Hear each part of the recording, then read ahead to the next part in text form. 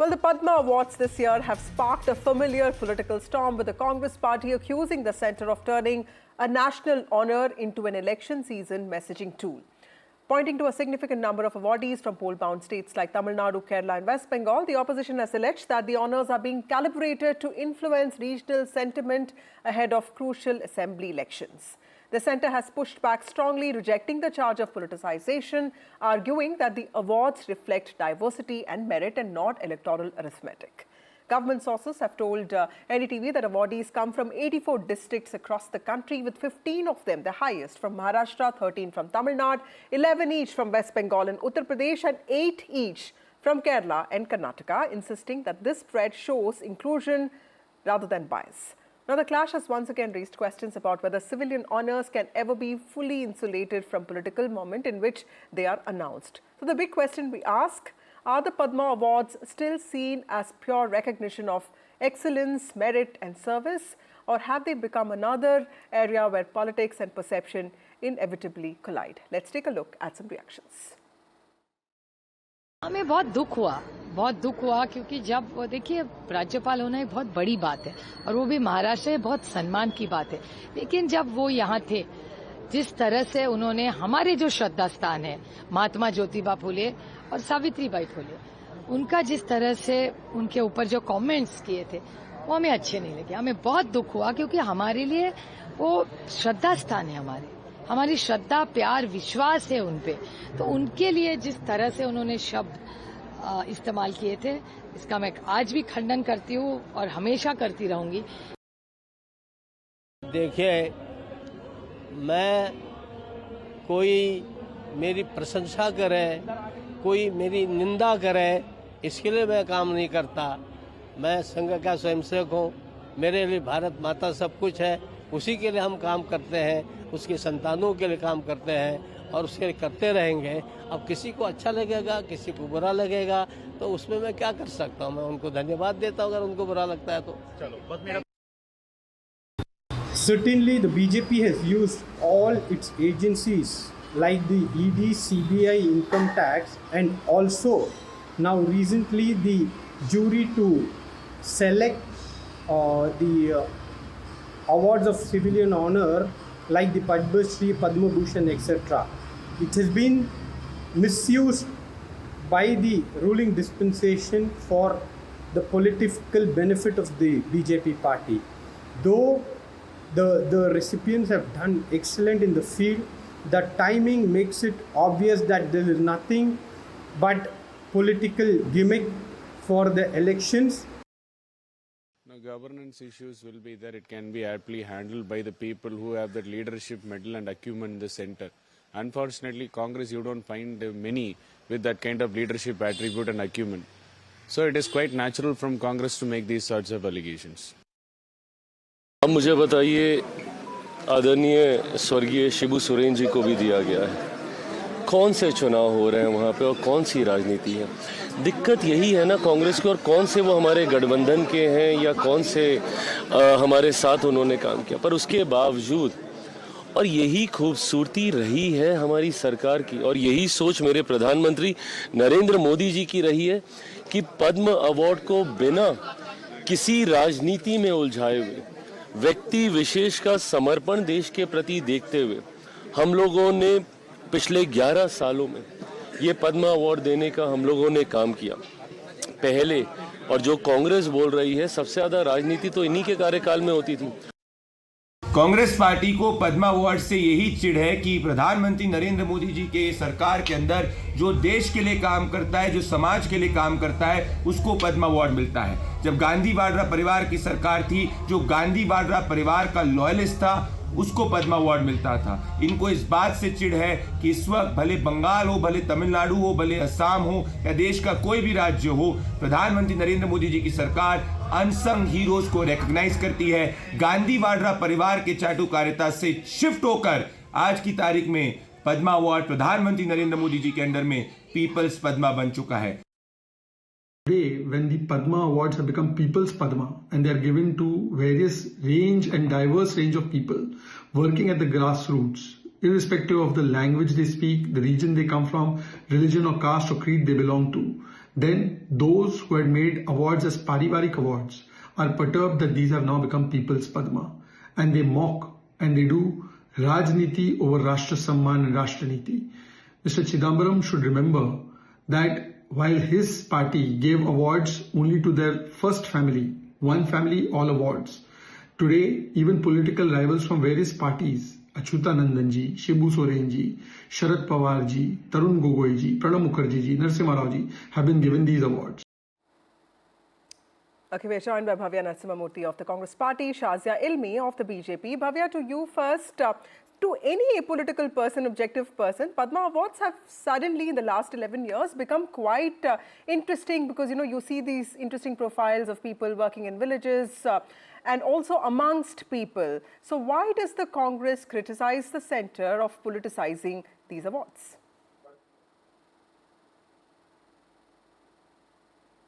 Ma'am, you're on mute. We actually appreciate that, they're finding talents, they're finding the achievers, very accomplished people from across the world. The question is not like we are questioning the awardees' potential here. The question here is the timing and how each state is treated depending on whether they are election states or not. For example, we all know Tamil Nadu, West Bengal, Kerala, Assam and Puducherry are going for elections this year, right? 38 awards, 37% of the awards goes to 18% population, which these states constitute.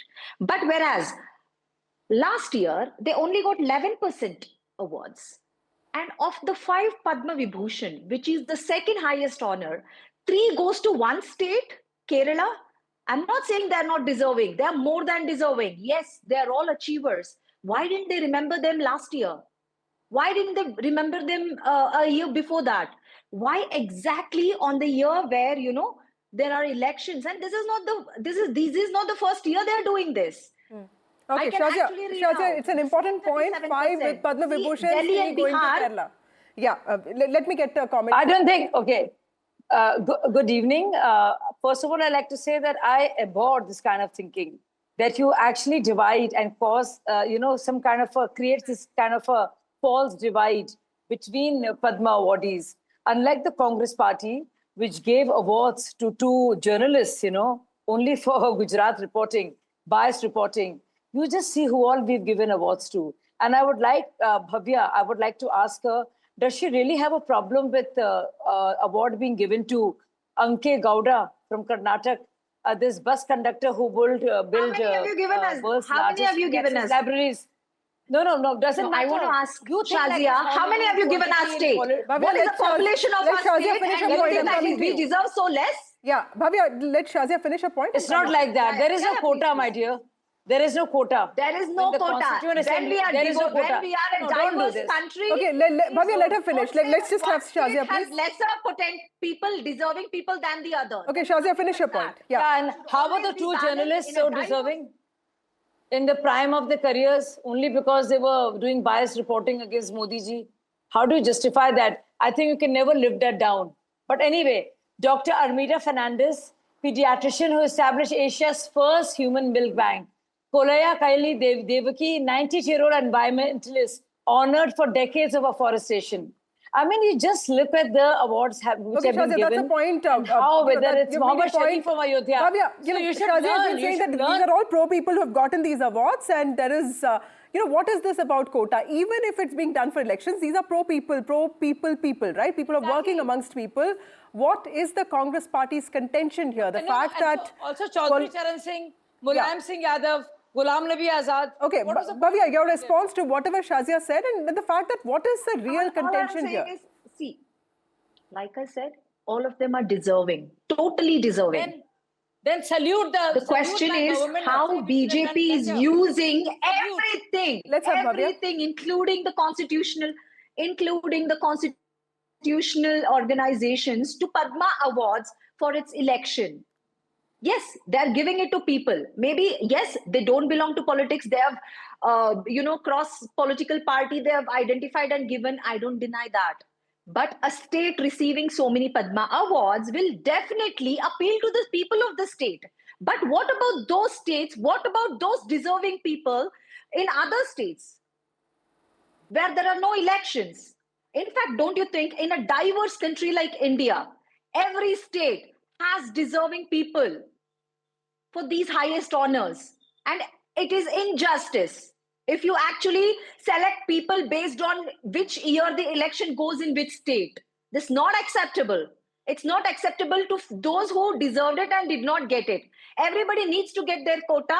And my question is simple. Why didn't you identify them last year? Why this is a political messaging, Bhavya. Just because the Congress party didn't do it, you can't criticize the BJP for doing this, right? But Shazia, one point that she made, when you honor political figures, even posthumously, does that, blur the line between recognition and political signaling? Because Sharad Pawar happens, Mulayam Singh Yadav happens. The fact is there is political signaling. You can't deny that, isn't it? And so you're saying they don't deserve it? They have forgotten their own heroes.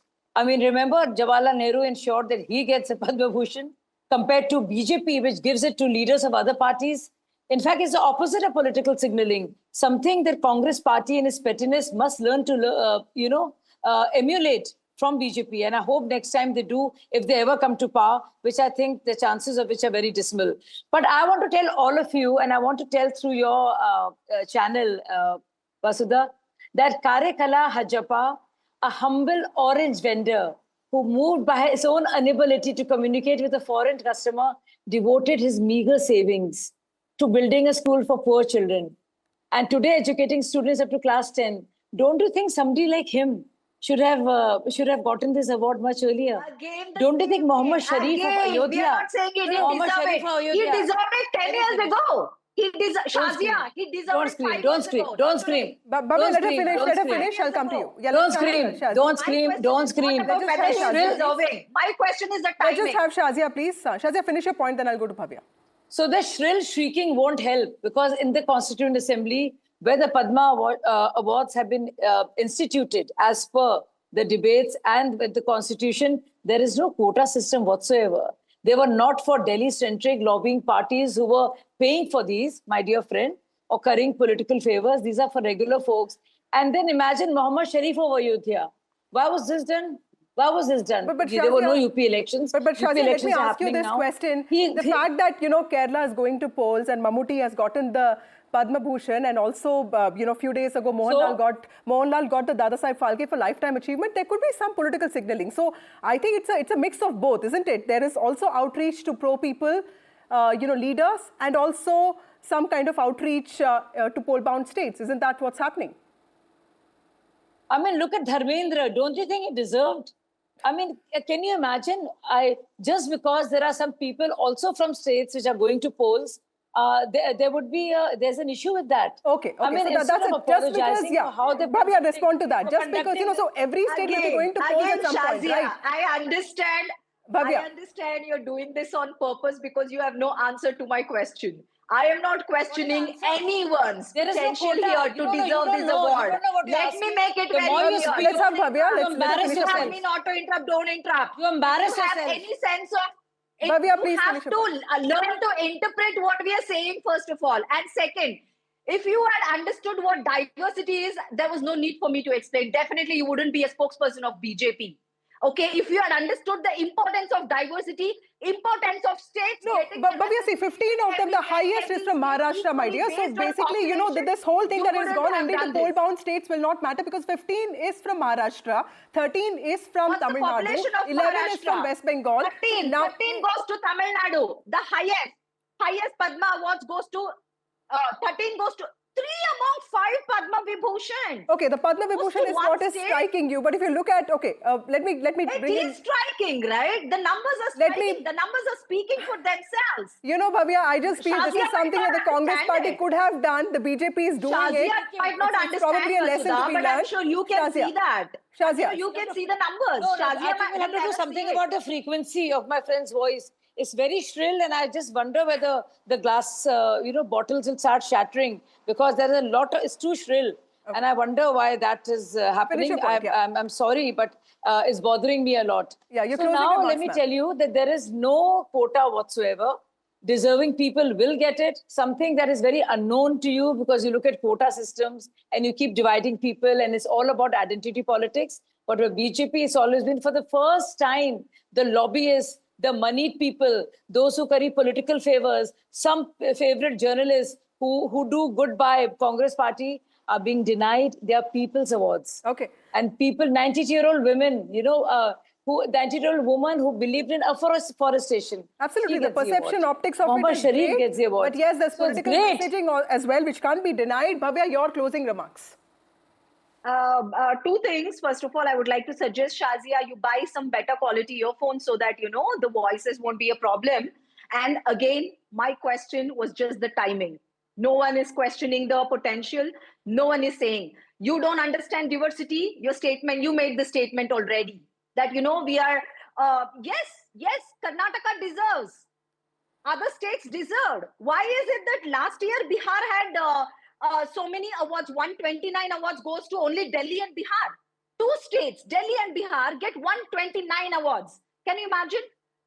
Okay, so nobody can deny the political signaling, which I think Shazia also didn't deny, but yes, there seems to be recognition of people who are working amongst people, Delhi and Bihar get needs to be understood. 129. Thank you, Bhavya. Thank you, awards. Shazia, for joining us on this debate. Should there be institutional safeguards to ensure Padma Awards remain insulated from electoral calendar? But yes, that's not something that's possible. Political parties who are ruling the country at a certain point also need to understand that these awards are meant for recognizing people's work, welfare of people. Also, we have a special guest now. We have former Ministry of Home Affairs official RVS Mani, who has returned to the spotlight following his Padma Shri recognition, reviving the debate over his claims on coining of the term saffron terror. He has written a book on this, on the alleged political interference in terror investigations. Mr. Mani has accused the UPA government of pressurizing him in 2009 to sign a fabricated affidavit of selectively targeting leaders for political ends. He joins us now. Thank you, Mr. Mani, for speaking to NDTV. And congratulations. How did you react when you were informed about the Padma Shri yesterday? And what does this recognition mean to you? See, yesterday morning I received a phone call from the Ministry of Home Affairs, a Joint Secretary. He informed me that I have been nominated for this award. So initially, honestly, I did not believe it. I thought how awards are for high and mighty. Then later on, two phone calls later, it came, and evening walk I had gone. Actually, I've come over to Chandigarh living with my son because of my pollution issues with Delhi. So here I can breathe better. The evening walk, I just set out on my evening walk. My wife called it and said, "This is the information on net." So many. By the time you had also congratulated me on WhatsApp. So I came back, and my children also had gone out. They were also called back, and then then there was no time to think. There were uninterrupted calls from friends, acquaintances, old acquaintances. I do not know where all. People connected with me and said it's a matter of pride for them. I am honored. Actually, I am honored. And at the outset, I personally, it is my heartfelt gratitude to the Honorable Prime Minister of India and the Honorable Home Minister, who had thought me fit enough for this conferring this award. It's honestly because before 2014, the awards were generally given to, as I said, the high and the mighties. Right. But this is of the last few years, there have been lot of awards where people really who in the eyes of the government have worked towards society for betterment of nation, for things. They are getting the award, and that's a very, very extremely pleasant endeavor from the government. We should always thank this government for reaching out to the grassroots. Mr. Mani, you're often credited, with the task of breaking the myth around saffron terror. Today, politically, we see even opposition is very apprehensive. It doesn't really talk about saffron terror. Even netas, leaders who raised it at that point have really toned down the narrative. Do you feel that your work on saffron terror has found the kind of resonance and acceptance in society that you had hoped for? Because if you look at what happened in Malegaon blast, the acquittals that happened earlier this year, there are two sides to it. One side feels justice has been served. there are also victims, families of people who lost their lives in the blast who feel that after 16 years of hearing, justice was completely evasive. What do you think when you look back at your own work on saffron terror? What is it that you feel? It is that if it has to say that it has got resonance in the society, yes, indeed, it has. People's perspectives have changed. People are now more fact-oriented. Instead of it was narrative-oriented, they were chasing narratives. Now more and more people are chasing facts. And to that extent, to change the society, it has had an impact. But insofar as the particular cases are there, one big loss we suffered was the real perpetrators got away in Samjhota. The real perpetrator, whether it is Sharifuddin or Muhammad Bilal in the Makkah Masjid, they were never brought to book. In Malegaon, not just me, there are several people who have said it is Ahle Hadith. P.K. Jain, retired Additional Director General of Police, who was IG in charge of Nasik district, he had also confirmed about it. So to that extent, to allowing them to get away because of the time lag and all, that is number one, which did not happen. Number three, certain injustices had crept in due to long trial periods, especially the Malegaon. Colonel Purohit, now he is conferred a rank of colonel, full colonel. But had this unfortunate event not happened in the career, such an outstanding officer would have been a brigadier by now. And he would have had an extended tenure of one year, by which time he would have even been promoted to Major General rank. So it was a career which was disrupted, and it is not a career of a normal. He was a selection grade lieutenant colonel at the age of 34 when this unfortunate things happened. But Mr. Mani, what do you have to tell those critics who say today that Padma Awards in today's times have become politicized and they favor those aligned with the government or those aligned with Hindutva or with the RSS, who support the RSS, or it's given to apolitical social workers? How do you respond to that kind of criticism in the context of your own award? The same government gave political Padma Awards upgraded to Sharad Pawarji, Mulayam Singh Yadavji. So in which category was Mulayam Singh Yadav a RSS worker? I think Akhilesh should answer better now who is correcting it. Or somebody from the NCP should answer better whether Sharad Pawarji was a RSS worker. They also got higher level of Padma Awards. So that is one of the answers. Having said that, there was a time, the 2005, 6 and all, Padma Awards were going to Naxal supporters. Padma Awards were going to some SAFMA journalists. These SAFMA journalists were well aware of the fact that SAFMA had a particular vertical on dialogue and Kashmir dispute resolution in Kashmir. Who gave them the authority? Kashmir was always an integral part of India. Why did they not support? They were supporting a Pakistani agenda. Can Padma Awards? I'm not. You can verify from the website of SAFMA. Aman Ki Asha groups, they had given awards. People who had openly sat with drug peddlers of 2006 Champions Trophy case, who had came out in support. Even some of them have got the award. I don't have the names, but I have seen that. So are they giving award to them is better? And no, let me be very clear about it.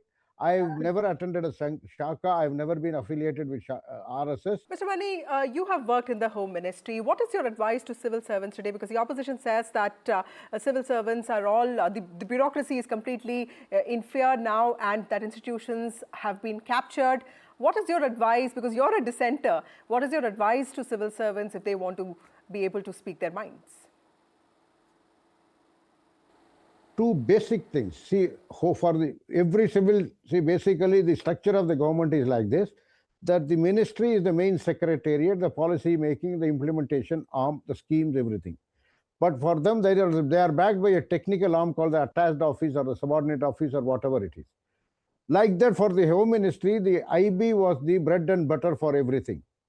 The IB inputs, the intelligence inputs, whether from the IB or from other agencies, There are many, FIU, Financial Intelligence Unit, the Central Economic Intelligence Bureau, the RNDW, they really are the miners. They do a mine out information, like a miner does for the precious metals. These people are doing mining information day in and day out after extreme rigor, with a rigorous process, and come out with data.